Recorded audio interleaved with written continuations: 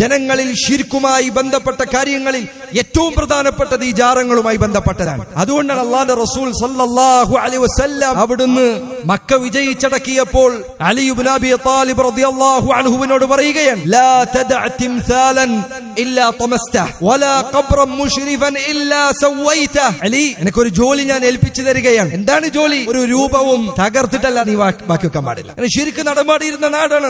ഒരു രൂപവും അവ തകർക്കാതെ നീ വിടരുത്. വിഗ്രഹങ്ങൾ അതിനോടൊപ്പം നബി സല്ലല്ലാഹു അലൈഹി വസല്ലം പറയാൻ, വലാ ഖബ്റൻ മുശ്രിഫൻ ഇല്ലാ സവൈതഹ്. കെട്ടി ഉയർത്തി നിർത്തിയിരിക്കുന്ന ഒരു ഖബ്റും നിരപ്പാക്കാതെ വിടാൻ പാടില്ല. പൊന്നാനി മുതൽ ചാവക്കാട് വരെ ഇസ്ലാമിലെ കൽപ്പന നടപ്പിലാക്കിയാൽ എത്ര ജാറങ്ങൾ, എത്ര മക്ബറകളുണ്ട് ഈ രൂപത്തിൽ കെട്ടി ഉയർത്തപ്പെട്ടത്. എന്റെ സഹോദരങ്ങളെ, ഞാൻ ഈ ഖബ്റുകൾ നടത്തിക്കൊണ്ടുപോകുന്ന ജാറങ്ങൾക്കും മക്ബറകൾക്കും നേതൃത്വം നൽകുന്നവരോടാണ് ചോദിക്കുന്നത്, നിങ്ങൾ അല്ലാഹുവിൽ വിശ്വസിക്കുന്നില്ലേ? നിങ്ങൾ അല്ലാഹുവിന്റെ റസൂൽ സല്ലല്ലാഹു അലൈഹി വസല്ലമയെ നബിയായി അംഗീകരിക്കുന്നില്ലേ?